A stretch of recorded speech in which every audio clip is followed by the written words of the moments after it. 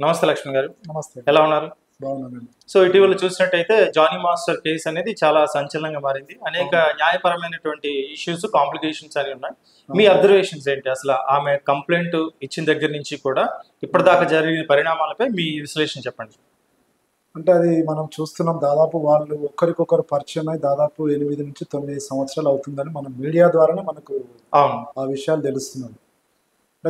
Assistant choreographer నుంచి తన దగ్గర అసిస్టెంట్గా వేరే వాళ్ళ దగ్గర నుంచి తన దగ్గర చేయడం అట్లా ఒక 10 years ఒకరినొకరు పరిచయం చేసుకుంటూ ఒకరు వర్క్ను ఒకరు షేర్ చేసుకుంటూ తన దగ్గర తను అసిస్టెంట్గా చేస్తూ తనకు సహకారిణి కదా, నృత్య సహకారిణిగా అసిస్టెంట్ డాన్స్ మాస్టర్గా ఉంటూ వస్తున్న సందర్భంలో ఇప్పుడు ఈ మధ్యలో లవ్ జిహాద్ అని దానికి ఒక పేరు తగిలించి రేప్ కేసు అని, పోక్సో కేసు అని రకరకాల సెక్షన్లు పెడుతూ నిన్న జానీ మాస్టర్ గారిని అరెస్ట్ చేశారని రాజేంద్రనగర్ కోర్టులో ప్రొడ్యూస్ చేయడం జరిగిందని తెలుస్తుంది. Okay okay.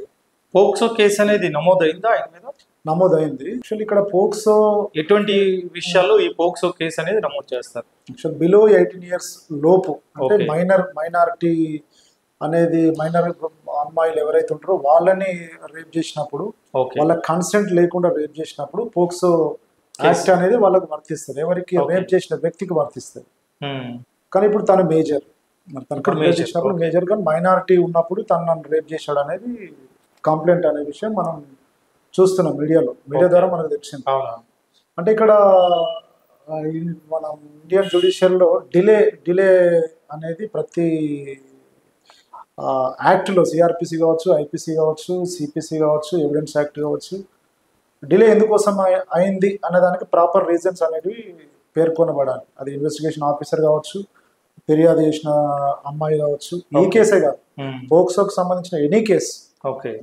నిజంగా ఇప్పుడు రేప్ చేస్తే ఇప్పుడు నువ్వు ఇమీడియట్ గా నెక్స్ట్ డే వెళ్ళి కంప్లైంట్ ఇవ్వాలి, నీకు కన్సెంట్ లేకుండా లేదు. రేప్ చేస్తే భారతీయ న్యాయ శాస్త్రాలు ఏం చెప్తున్నాయంటే కన్సెంట్ సెక్స్ అనేది లీగల్, అది ఫోర్స్ఫుల్,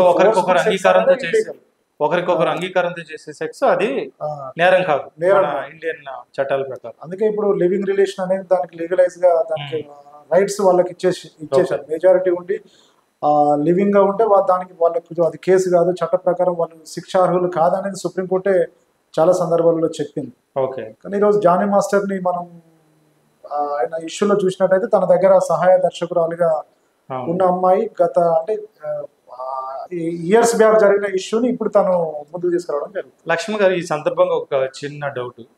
సో ఆమెకు అన్యాయం జరిగింది చాలా కాలం క్రితం. సో కొన్ని సంవత్సరాలు దాటిన తర్వాత ఇప్పుడు తను ఫిర్యాదు చేసింది.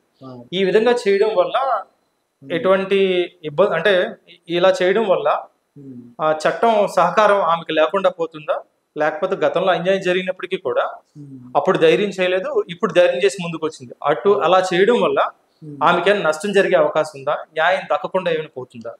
ఇందులో ఒక్కటండి, అంటే నిజంగా దీంట్లో ఆమె ఇచ్చిన కంప్లైంట్ మనం పూర్తిగా చదివితే కానీ మనం పూర్తిగా లీగల్ గా మనం చెప్పలేము. కానీ మన దగ్గర ఉన్న సమాచారాన్ని బట్టి ఏంటంటే చీటింగ్ కేసు, అంటే 420 అనేది ఆ సెక్షన్ గా ఇట్లా పెట్టినట్లయితే 420 సెక్షన్ అనేది కొద్దిగా సీరియస్ ఉండొచ్చు జానీ గారికి.